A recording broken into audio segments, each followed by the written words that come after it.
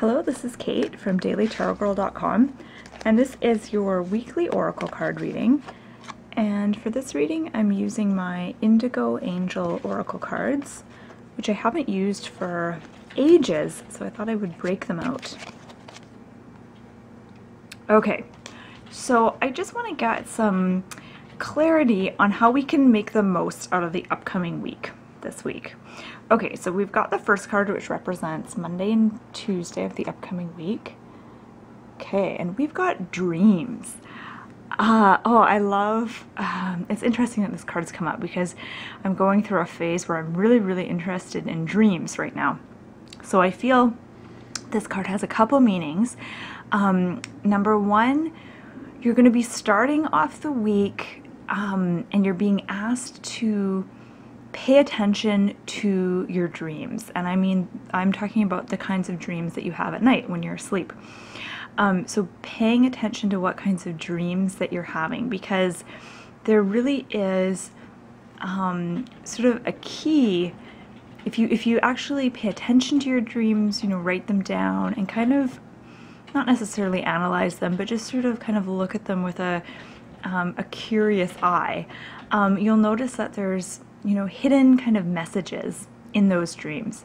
And it really is the key to more conscious living, is being aware of your dreams.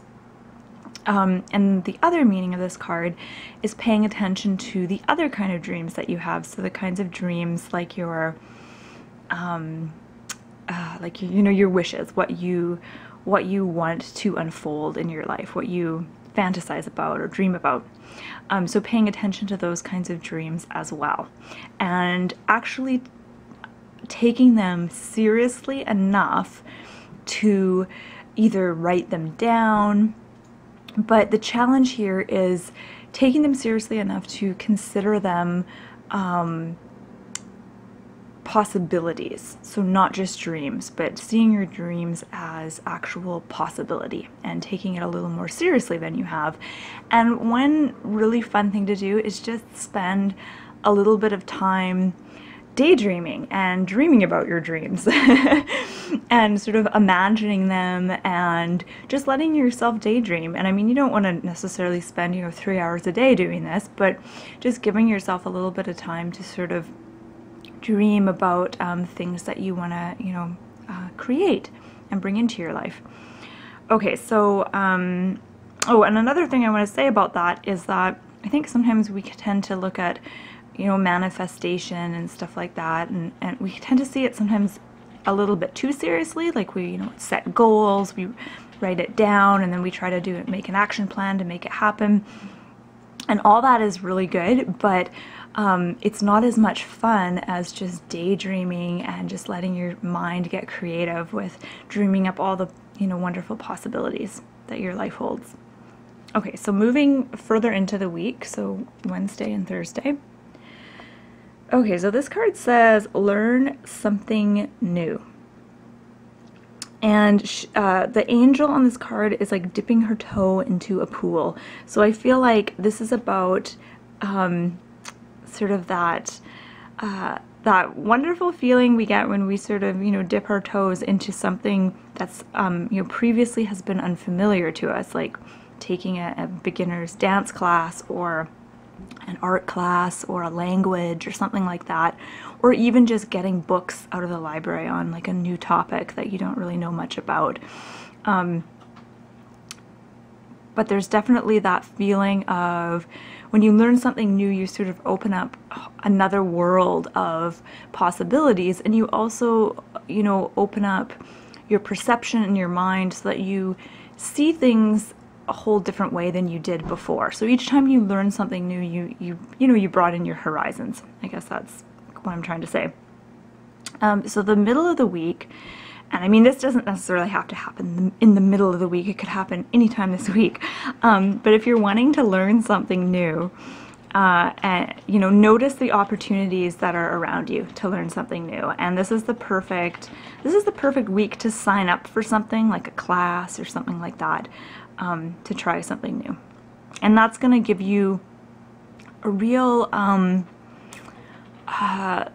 it's going to help you sort of cleanse your energy. It's going to bring in that like freshness, that newness. When you learn something new, you bring in that, it sort of reinvigorates your life in a way.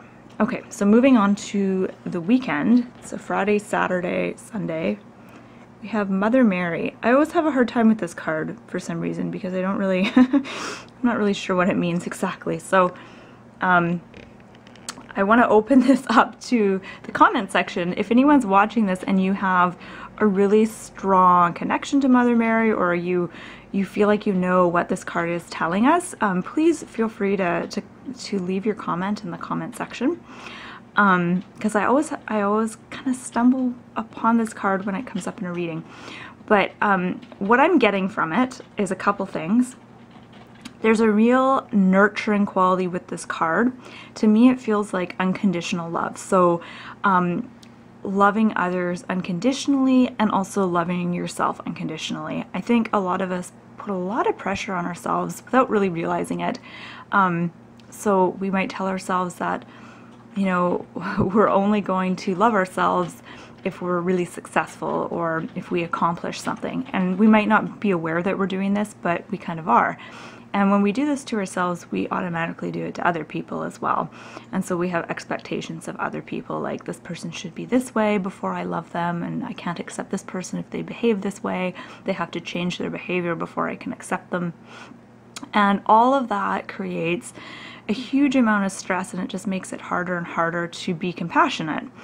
And so what I get with this card is a real... It's a message to find a way to allow yourself to be a little bit more compassionate. It's not saying that you should be more compassionate, but it's saying that there is a way for you to be more compassionate, and this weekend is about sort of finding that way. And I think the real message is to be compassionate with ourselves first. And then, you know, in turn, it will be easier for us to offer that same compassion to others. The other thing I get from this card is that it seems to me like this is the only card out of the three where the image, the figure, the angel, is looking right at us and she's facing us. The other two, you know, aren't quite doing that. She's really looking at us. It feels kind of challenging, but in a safe, kind of comfortable way. I feel like there's a real challenge to look at ourselves and our lives head on without the story or the narrative that we tend to impose upon things. So see if you catch yourself this week or this weekend when you're, you know, experiencing life, or you're looking at someone else in your life. Notice if you're sort of superimposing a narrative on top of that. And you'll know that you're doing this when you feel like you're sort of judging someone else, or if you feel like you're getting kind of upset or triggered.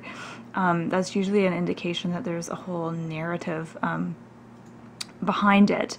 And it can be helpful to look at things sort of without that narrative and just see how it feels. Doesn't mean you have to drop the narrative, but just notice what things look like when that narrative isn't there. I hope that doesn't sound too out there. I hope that made sense.